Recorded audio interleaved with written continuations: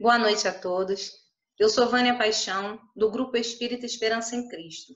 Hoje nós estamos aqui buscando refletir sobre todo esse momento que nós estamos vivendo, um momento que podemos considerar como um momento de crise, mas que também sabemos, temos o esclarecimento de que nós não estamos sozinhos, não estamos abandonados, nós temos um comandante neste navio, nós sabemos que o barco não está à deriva, então precisamos nos fortalecer, nos esclarecer e manter a confiança em Deus, sabendo que nós vamos passar por essa fase, por esse momento de crise e vamos sair mais fortes.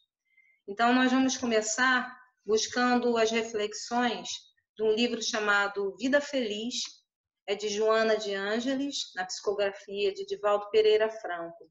Eu vou compartilhar aqui a página para a gente começar a nossa reflexão.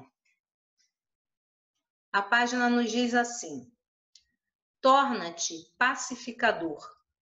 Onde te encontres, estimula a paz e vive em paz. Os tumultos que aturdem os homens e as lutas que se travam em toda parte poderiam ser evitados ou pelo menos contornados, se os homens mantivessem o espírito de boa vontade uns para com os outros.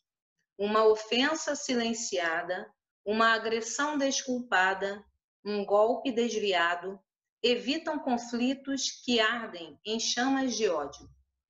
Confia na força da não-violência e a paz enflorescerá o teu e o coração de quantos se acerquem de ti. Bom, a página ela é bem curtinha, né? Alguns dizem que esse é o livro de bolso de Joana, mas como ela nos traz ensinamentos profundos. Logo na primeira frase, torna-te pacificador. Se nós refletirmos um pouco mais, vamos perceber que ser pacífico é muito importante, mas ser pacificador é um passo à frente, é um algo a mais. Ser pacífico, estar em paz diante das situações, importantíssimo nesse momento onde nós estamos vivendo épocas de distanciamento social, mas além de viver em paz, de estar em paz, muito interessante seria se nós estimulássemos a paz para com quem nós convivemos.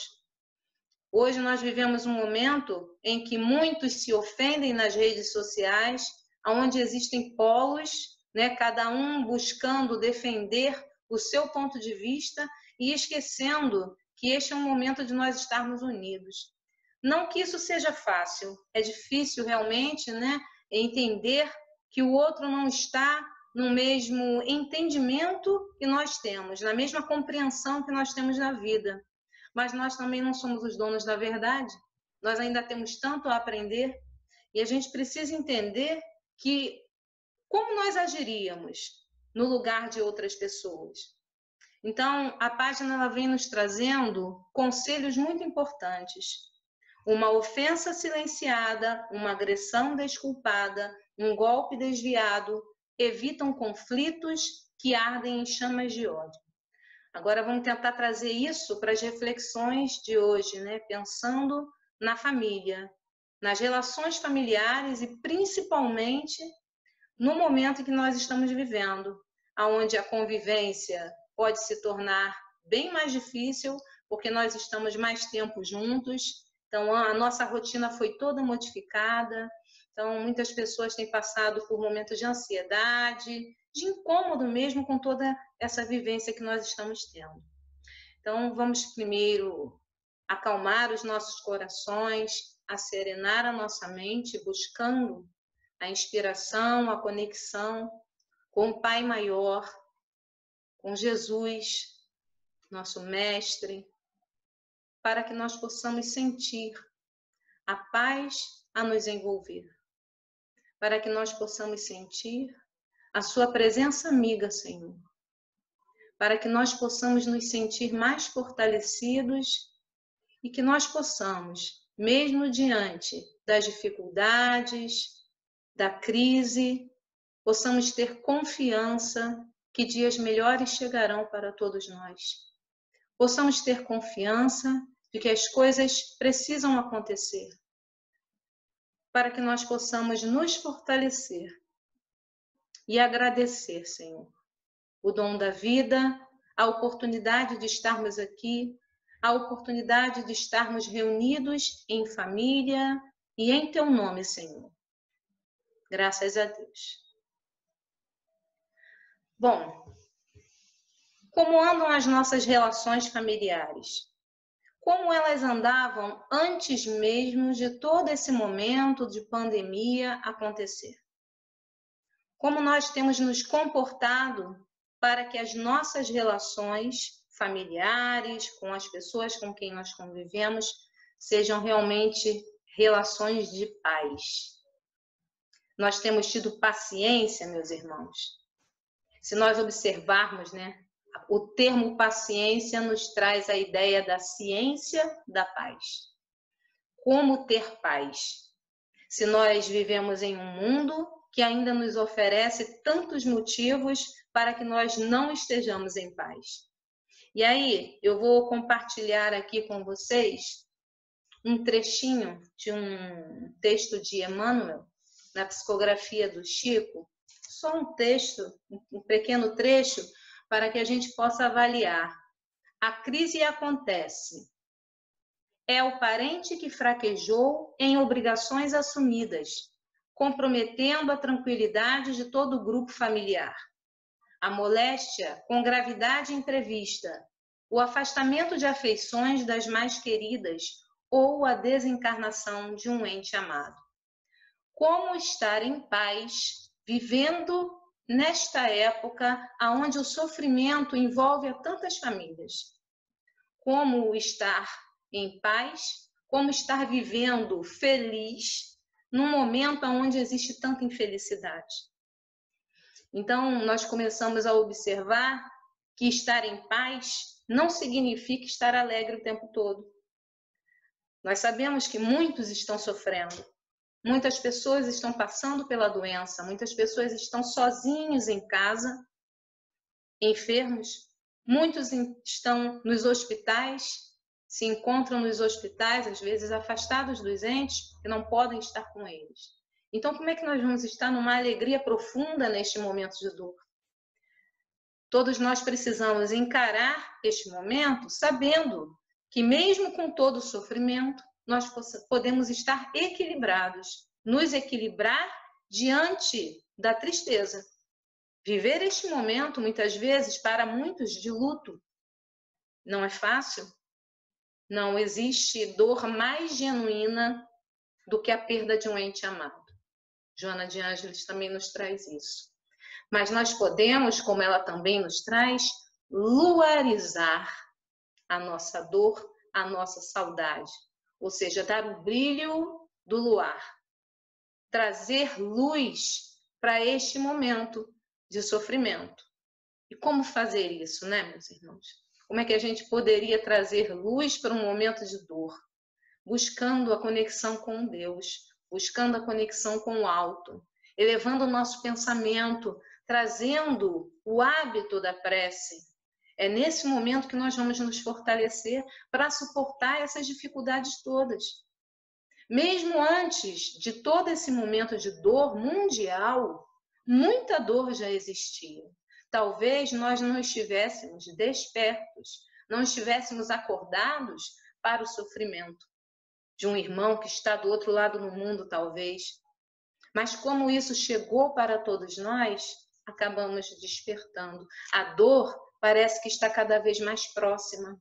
O sofrimento está cada vez mais próximo. Então, nós precisamos nos equilibrar. E é a força da oração que vai fazer com que nós tenhamos mais confiança. É isso que vai nos dar o fortalecimento para acordar no dia seguinte e continuar com a nossa jornada, continuar com o nosso dia a dia. Nós não podemos abandonar os nossos compromissos. Então, muitas vezes, a gente tem uma rotina tão modificada, alguns não, continuam trabalhando, saindo de suas casas, se encontram com medo, com receio, mas precisam sair. E muitos têm a sua rotina totalmente modificada. É necessário que a gente mantenha uma rotina, que a gente continue fazendo algumas coisas dentro das nossas casas para que a gente possa lidar com a ansiedade. Agora, a gente também não precisa se cobrar tanto para conseguir cumprir tudo. É um pouco a cada dia, um pouco a cada momento. O que é possível fazer hoje? E aí, retornando para o nosso tema, para as questões das relações familiares, a gente vai buscar um trecho do Evangelho. Vou compartilhar aqui com vocês um pedacinho que eu acho muito importante para a gente refletir. Bom, esse trecho em destaque está no Evangelho segundo o Espiritismo, no capítulo 14, honrai a vosso pai e a vossa mãe. No item 8, a parentela corporal e a parentela espiritual. Esse item vem nos trazendo esclarecimentos em relação à formação das famílias. Nem sempre quem está conosco, dividindo o mesmo teto, é um espírito afim. Vamos lembrar que nós estamos buscando o esclarecimento da doutrina espírita, então nós acreditamos ou buscamos acreditar na pluralidade das existências, na reencarnação. Então nós viemos nos encontrando, nos reencontrando, muitas vezes nos desencontrando com esses espíritos. E, logicamente, em muitas existências, nossas escolhas não foram as perfeitas, não foram as melhores. Nós nos equivocamos pela ignorância. Buscando um aprendizado, a cada existência, vamos encontrando, tendo a oportunidade de encontrar espíritos afins, aqueles que compartilham das nossas ideias, que entendem a vida como nós entendemos, mas também muitos espíritos estranhos ou até mesmo antipáticos, aqueles que não compartilham das nossas ideias. Então, imagina, se a gente está no mesmo lar, muitas vezes com espíritos que não são afetos, que nós ainda não conseguimos nos relacionar de uma forma pacífica, imagina agora nesse momento em que nós nos encontramos num distanciamento social, onde nós precisamos ficar mais tempo sob o mesmo teto. E o item ele vem nos trazendo assim: há, pois, duas espécies de famílias: as famílias pelos laços espirituais e as famílias pelos laços corporais. Duráveis, as primeiras se fortalecem pela purificação e se perpetuam no mundo dos espíritos, através das várias migrações da alma. As segundas, frágeis como a matéria, se extinguem com o tempo e muitas vezes se dissolvem moralmente já na existência atual. Então, nós temos a oportunidade divina de estarmos no mesmo lar, vivendo com espíritos que nós podemos ter grande afinidade, fazendo parte da nossa família espiritual, ou uma parentela carnal, consanguínea, com grande dificuldade de convivência. Isso é uma provação. Mas como não entender que isto é uma oportunidade de esclarecimento, de progresso, para que a gente possa se melhorar como pessoa e também auxiliar esses irmãos que estão com a gente. A cada ofensa, por exemplo, que nós não revidamos, a orientação dada de forma paciente, principalmente quando a gente lida, com espíritos que às vezes são mais atrasados. Ou, vamos nos lembrar, que muitas vezes nós é que somos esses espíritos, nós é que somos esses parentes mais difíceis. Então, é muito importante, e o nosso sentimento precisa ser de gratidão para com Deus pela oportunidade de crescimento, pela oportunidade de estarmos aqui neste momento, vivendo com a nossa família. Então, a gente precisa buscar realmente a força para continuar, mesmo diante de situações em que às vezes a gente pensa em desistir. Então, a grande importância do planejamento reencarnatório, de nós não desistirmos dos nossos compromissos. E aí, eu vou buscar o trecho de uma página de Emmanuel, que fala também da crise, Nós iniciamos com um pedaço, que eu acho que é muito importante a gente buscar aqui. Outros, porém, usam a coragem e a serenidade e aceitam as tribulações que os procuram, nelas reconhecendo valiosos fatores que os impelem à própria renovação. Olha a atitude das pessoas que passam pela dificuldade, passam pela aprovação, passam pelas relações conflituosas, mas que conseguem ter serenidade, conseguem ser pacíficos e buscam ser pacificadores. Bom, continuando, Emmanuel ainda traz outro ensinamento. Confia em Deus e segue para adiante. Como seguir sem essa confiança, sem essa renovação de fé? Outra coisa que Emmanuel nos traz, e aí a gente tem numa página também que eu vou compartilhar aqui, um trechinho bem importante. Ele finaliza, né? Esses trechos são retirados do livro Paciência. Diz assim: pensando nisso, entendamos o imperativo de exercitarmos fortaleza e compreensão, paciência e solidariedade, porque, de modo geral, em todas as existências do mundo, surge o dia em que a crise acontece. Então, meus irmãos, nós não estamos passando por esses momentos de dificuldade por um acaso. Essas coisas não acontecem assim. E se nós não tivermos o entendimento de que esse momento é importante para o mundo, que nós estamos num momento de transição, que nós estamos em um momento de renovação, isso não quer dizer que todos vão conseguir adquirir esse entendimento ou que vão chegar ao final desses momentos de dificuldade melhores. Pode ser que não. O que nós precisamos buscar é a nossa melhora. A gente precisa compreender isso, que a nossa melhora é que deve ser a nossa busca. Bom, e aí nós voltamos aqui à página de Joana, quando ela diz assim: confia na força da não violência e a paz enflorescerá o teu e o coração de quantos se acerquem de ti. Isso me fez lembrar uma vez uma reflexão do Haroldo Dutra. Ele, em uma certa época, ele foi transferido para uma cidade para trabalhar e ele não estava nada satisfeito de estar naquele local. E o contato que ele tinha, né, com uma madre da cidade, ela percebeu o quanto ele estava triste, né, incomodado, chateado com a situação. E o conselho que essa irmã deu para ele é que a gente precisa florescer aonde nós estivermos, que nós possamos florescer no campo aonde nós estamos. Joana traz isso para a gente também. Quando a gente não agride, quando a gente não revida, quando a gente não pratica a violência, a paz enflorescerá o teu coração e o coração daqueles que estão à sua volta.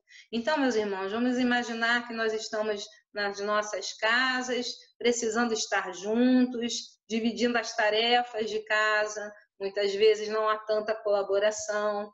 Então, como ter paz e cultivar essa paz e estimular a paz nesses irmãos que estão à nossa volta, nesses espíritos que precisam de tanta consideração quanto nós queremos receber.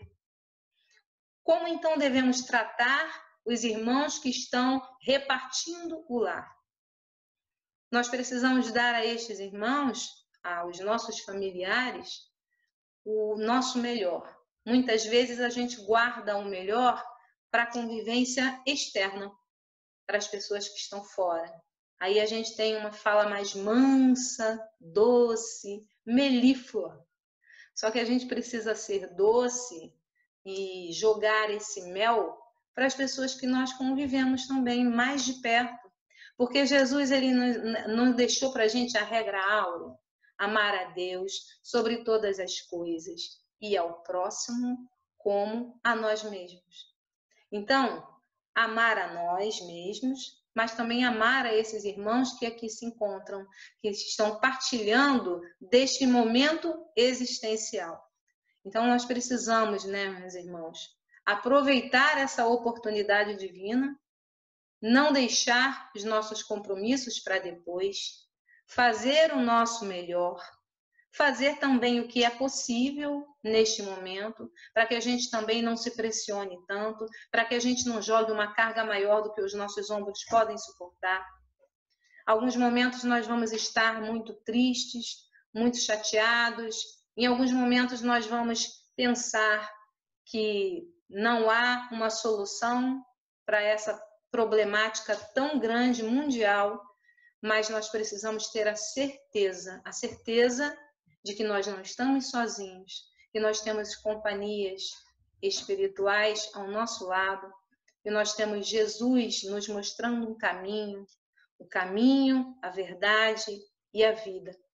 E o Mestre, ele chegou, ele veio, ele demonstrou e nos prometeu que nós teríamos vida e vida em abundância, porque só Jesus pode nos oferecer a água que mata a sede, a água da vida.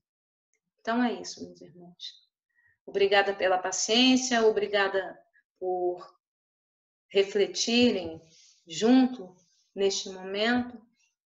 E aí nós vamos buscar mais uma vez essa conexão com Deus, trazendo para perto de nós a imagem do Mestre, o Mestre querido, do nosso irmão que nos ama, que nos compreende, que nos conhece, que sabe exatamente o que a nossa alma é capaz de fazer, que sabe qual o nosso potencial, quais as sementes que já podem germinar no solo dos nossos corações.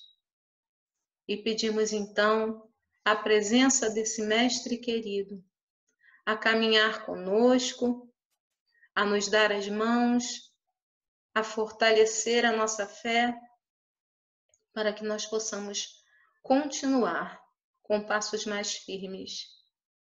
Venha, Jesus, venha para o nosso lado, abraça, Senhor, a cada irmão em sofrimento, abraça tantas famílias que se encontram em sofrimento também. Ampara, Senhor, a todos os enfermos do corpo e da alma. Ampara, Senhor, a toda esta humanidade que se encontra em busca de um caminho. Ampara, Senhor, a todo este mundo de provas e expiações. Fortaleça-nos, Mestre querido, e muito obrigada. Obrigada pela vida, obrigada por termos buscado nesta existência o esclarecimento de uma doutrina de amor, da Tua palavra, Senhor, da Tua palavra amiga e esclarecedora. Obrigada, Mestre, pela Tua orientação divina. Graças a Deus, graças a Deus. Muito obrigada, meus irmãos. Fiquem com Deus.